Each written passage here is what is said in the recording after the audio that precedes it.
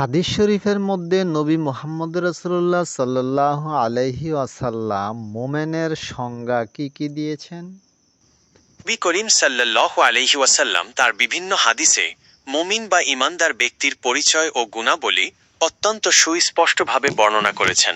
তিনি কেবল একটি একক সংজ্ঞা না দিয়ে মুমিনের বিশ্বাস, কর্ম ও চরিত্রের বিভিন্ন দিক তুলে ধরেছেন। নিম্নে হাদিস শরীফের আলোকে মুমিনের কয়েকটি গুরুত্বপূর্ণ সংজ্ঞা ও বৈশিষ্ট্য তুলে ধরা হল। নিরাপত্তা ও বিশ্বস্ততা। রাসূলুল্লাহি সাল্লাল্লাহু আলাইহি ওয়াসাল্লাম মুমিনের মূল পরিচিতি তুলে ধরে বলেছেন, মুমিন সেই যার থেকে মানুষ সব দিক থেকে নিশ্চিন্ত থাকে, আর মুসলিম সেই যার জিহ্বা এবং হাত থেকে মুসলমানরা নিরাপদ থাকে। মুসনাদে আহমদ, হাদিস ১৬,৫৬১। এই সংজ্ঞা অনুযায়ী একজন প্রকৃত মুমিন হলেন তিনি, যার কাছ থেকে সমাজের সকল মানুষ কোনো প্রকার অনিষ্ট, উৎপীড়ন বা ক্ষতির আশঙ্কা করে না। ২. সৎ ও অসৎ কাজের অনুভূতি। ঈমান মানুষের অন্তরে এমন সংবেদনশীলতা তৈরি করে যে নেক কাজ তাকে আনন্দিত করে এবং খারাপ কাজ তাকে পীড়া দেয়। রাসূল বলেছেন, যখন তোমাকে নেক সৎ কাজ আনন্দ দিবে ও খারাপ অসৎ কাজ পীড়া দিবে, তখন তুমি মুমিন। আদাবুল মুফরাদ, হাদিস ১২৯৬। অপর বর্ণনায় ইবনু মাজাহ। এটি ঈমানের একটি সুস্পষ্ট অভ্যন্তরীণ পরিচয়। ৩. পারস্পরিক ভালোবাসা ও সম আকাঙ্ক্ষা। মুমিনের পারস্পরিক সম্পর্ক কেমন হবে তা উল্লেখ করে নবী করিম বলেছেন, তোমাদের মধ্যে কেউ ততক্ষণ পর্যন্ত মুমিন হতে পারবে না যতক্ষণ পর্যন্ত না সে তার ভাইয়ের জন্য তা পছন্দ করবে যা সে নিজের জন্য পছন্দ করে।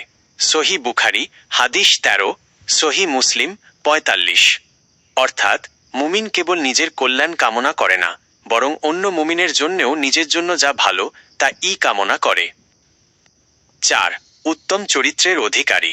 চরিত্রের পূর্ণতার মাধ্যমেই মুমিনের ঈমান পূর্ণতা লাভ করে। রাসূলুল্লাহ সাল্লাল্লাহু আলাইহি ওয়াসাল্লাম বলেছেন, ঈমানের দিক থেকে মুমিনদের মধ্যে সবচেয়ে পূর্ণাঙ্গ ওই ব্যক্তি যে সবচেয়ে সুন্দর চরিত্রের অধিকারী।